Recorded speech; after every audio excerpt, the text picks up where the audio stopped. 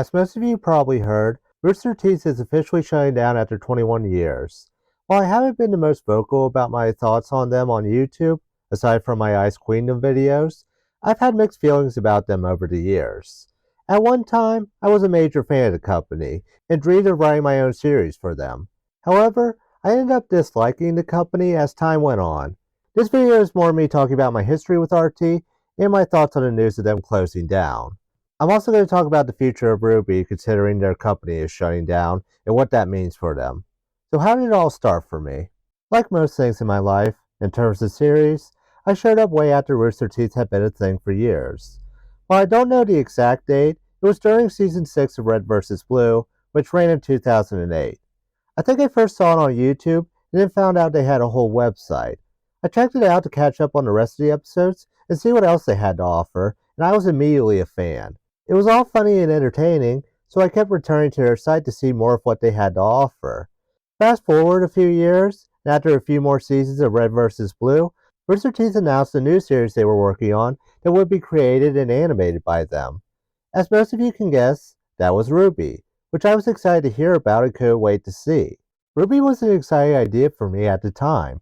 Rooster Teeth was mainly known for Red vs. Blue, which was entertaining but still a series set in the Halo games.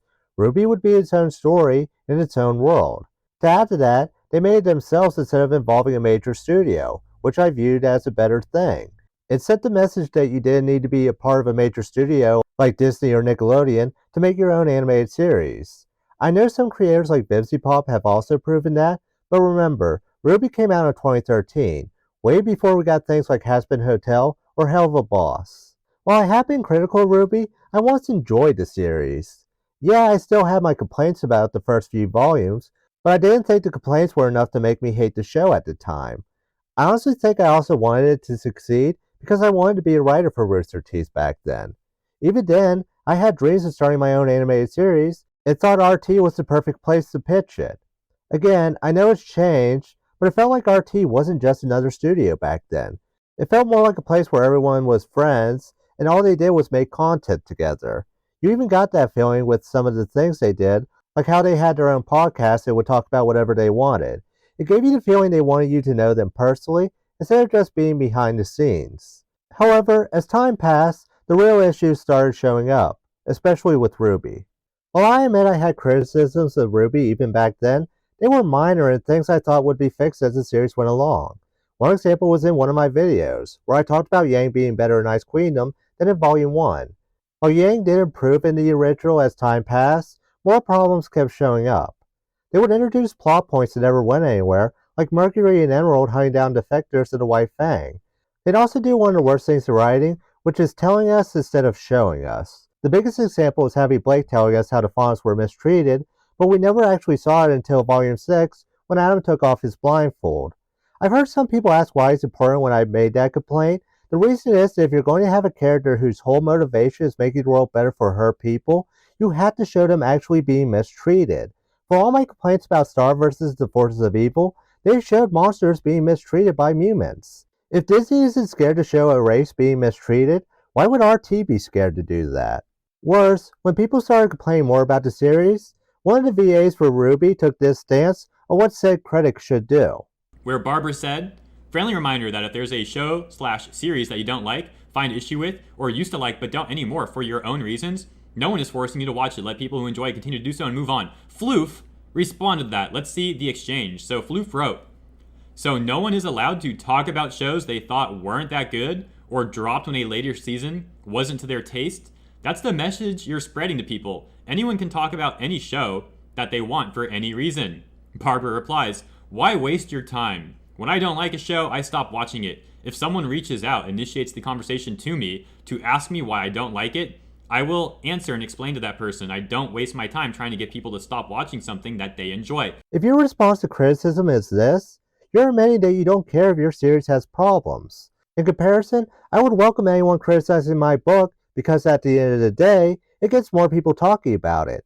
It comes off as pompous when your response to criticism is, well, don't watch it if you don't like it. While those are bad enough, the worst thing for RT was the controversies it had to deal with over the years. Sadly, there have been many, including one that proved the atmosphere that I once thought RT had was a lie. While there are many controversies involving RT, I only want to focus on one in this video. Out of all the controversies RT has dealt with, this is the one I heard even diehard RT fans could not defend. The controversy in question is the Jordan Whitman controversy. For those who don't know, Jordan Whitman was a former RT artist who also came up with Gnome out of nowhere. To summarize everything he said, after pitching the series, they took it and didn't give Jordan any form of control over it, which also led to them making changes without asking him. He also talks about being overworked with doing art for that and other RT shows, and being promised they would hire more staff to help relieve some of the workload, but never did. Also, while he never states it, he does make Gray Haddock sound like a bully with how their meetings went. While I had stopped being a fan of RT for years at this point, this controversy made me the angriest. As I said, I had dreams of starting my own series at RT, and now I'm hearing they outright took someone's idea and then treated it like it was only so other people would pitch better ideas. Not to mention, having a bully like Gray Haddock in charge like that really doesn't send the message that everyone was really friends and cared about each other. After that revelation, part of me wanted Rooster Teeth to shut down. I felt like it was just a toxic place that needed to go away. It was doing more harm than good and didn't seem to care about its fans or its employees. And now, I got my wish because it's finally shutting down. So what does that mean now?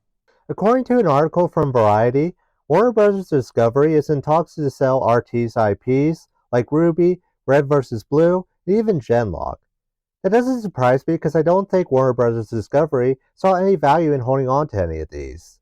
For example, I know RWBY did a crossover with the Justice League, but I don't think it did well enough to convince Warner Bros. Discovery that it was a property worth keeping. So what does that mean for RWBY's future? If RWBY were to go anywhere, it would be best if the makers of RWBY Ice Queendom got the property. I did a whole review on RWBY Ice Queendom and talked about why it was better than the original. I also did a separate video on what I'd like to see in a continuation if they ever got the chance to continue the story.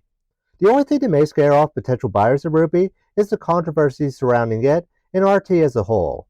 That could affect a streaming company like Netflix or Amazon to say it's not worth it and decides better to pass on it.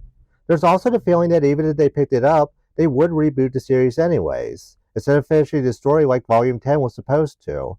So some fans might say, what's the point then? Regardless of your feelings, the writing was on the wall for RT. They weren't making any new series, and even canceling events like RTX. It made it feel more like a question of when they would shut down, instead of if they would. Over a decade ago, I wanted to see this company prosper, and now I'm one of the ones who wished for this to happen. It's one thing that RWBY got worse for me, and if you genuinely enjoyed the series, that's fine. These are my own thoughts on the series and what I think about it, and I'm always open to hear what anyone else has to say about the things I criticize. However, knowing that the studio was a toxic place for its employees is unforgivable. It does make me wonder what other stories happened that we don't know about and how far back those stories go. In the end, I'm not happy that they're closing. I'm sad to see what I used to love become something I hated. Anyways, that's it for this video. What do you think will happen with RWBY now that RT is closing? Let me know in the comments. All I ask is that whatever your thoughts are about RT and RWBY, please be civil in the comments section. I'm Marcus Strange. Stay safe, stay strange.